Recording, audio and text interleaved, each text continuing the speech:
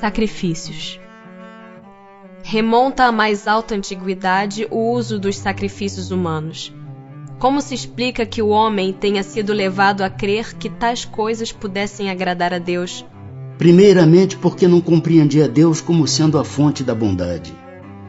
Nos povos primitivos, a matéria sobrepuja o espírito. Eles se entregam aos instintos do animal selvagem. Por isso é que em geral são cruéis. É que neles o senso moral ainda não se acha desenvolvido. Em segundo lugar, é natural que os homens primitivos acreditassem ter uma criatura animada muito mais valor aos olhos de Deus do que um corpo material.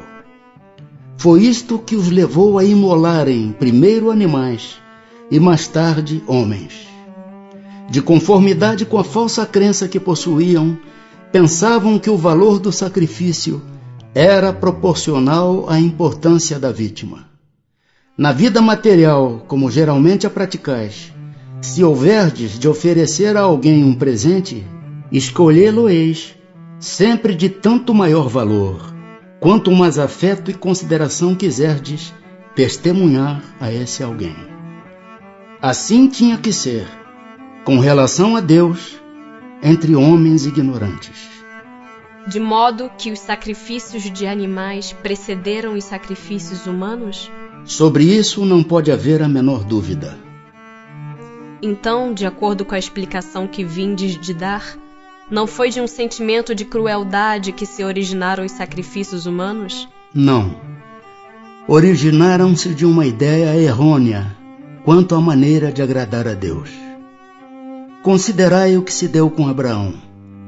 Com o correr dos tempos, os homens entraram a abusar dessas práticas, imolando seus inimigos comuns, até mesmo seus inimigos particulares. Deus, entretanto, nunca exigiu sacrifícios, nem de homens, nem sequer de animais.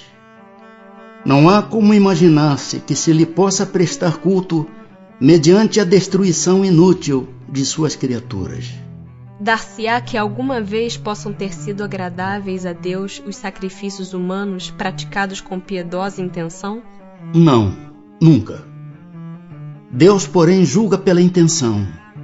Sendo ignorantes os homens, natural era que supusessem praticar ato louvável, imolando, sacrificando seus semelhantes. Nesses casos, Deus atentava unicamente na ideia que presidia ao ato, e não neste. À proporção que se foram melhorando, os homens tiveram que reconhecer o erro em que laboravam e que reprovar tais sacrifícios com que não podiam conformar-se às ideias de espíritos esclarecidos.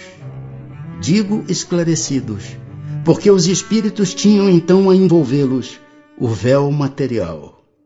Mas por meio do livre arbítrio, possível lhes era vislumbrar suas origens e fim, e muitos, por intuição, já compreendiam o mal que praticavam, se bem que nem por isso deixassem de praticá-lo, para satisfazer as suas paixões. Que devemos pensar das chamadas guerras santas? O sentimento que impele os povos fanáticos, tendo em vista agradar a Deus, a exterminarem o mais possível os que não partilham de suas crenças, poderá equiparar-se quanto à origem ao sentimento que os excitava outrora a sacrificarem seus semelhantes?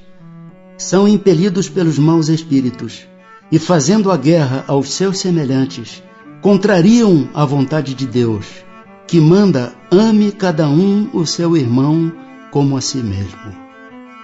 Todas as religiões, ou antes, todos os povos adoram o mesmo Deus, qualquer que seja o nome que lhe deem. Por que então há de um fazer guerra a outro, sob o fundamento de ser a religião deste, diferente da sua, ou por não ter ainda atingido o grau de progresso da dos povos cultos? Se são desculpáveis os povos de não crerem na palavra daquele que o Espírito de Deus animava e que Deus enviou, sobretudo os que não o viram e não lhe testemunharam os atos, como pretenderdes que creiam nessa palavra de paz, quando lhes ides levá-la de espada em punho?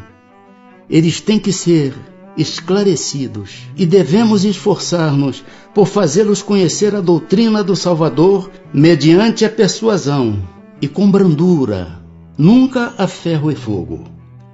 Em vossa maioria, não acreditais nas comunicações que temos com certos mortais. Como quererias que estranhos acreditassem na vossa palavra, quando desmentis com os atos a doutrina que pregais? A oferenda feita a Deus de frutos da terra tinha a seus olhos mais mérito do que o sacrifício dos animais? Já vos respondi declarando que Deus julga segundo a intenção e que para ele pouca importância tinha o fato. Mais agradável, evidentemente, era a Deus que lhe oferecessem frutos da terra em vez do sangue das vítimas. Como temos dito e sempre repetiremos, a prece proferida do fundo da alma é 100 vezes mais agradável a Deus do que todas as oferendas que lhe possais fazer. Repito que a intenção é tudo, que o fato nada vale. Não seria um meio de tornar essas oferendas agradáveis a Deus, consagrá-las a minorar os sofrimentos daqueles a quem falta o necessário? E neste caso, o sacrifício dos animais, praticado com fim útil, não se tornaria meritório, ao passo que era abusivo quando para nada servia, ou só aproveitava os que de nada precisavam? Não haveria qualquer coisa de verdadeiramente piedoso em consagrar-se aos pobres as primícias dos bens que Deus nos concede na terra? Deus abençoa sempre os que fazem o bem. O melhor meio de honrá-lo consiste em minorar os sofrimentos dos pobres e dos aflitos.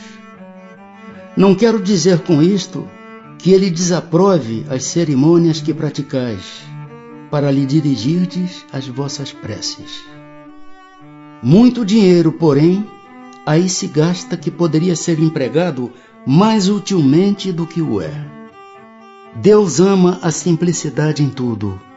O homem que se atém às exterioridades e não ao coração é um espírito de vistas acanhadas. Dizei em consciência se Deus deve atender mais à forma do que ao fundo.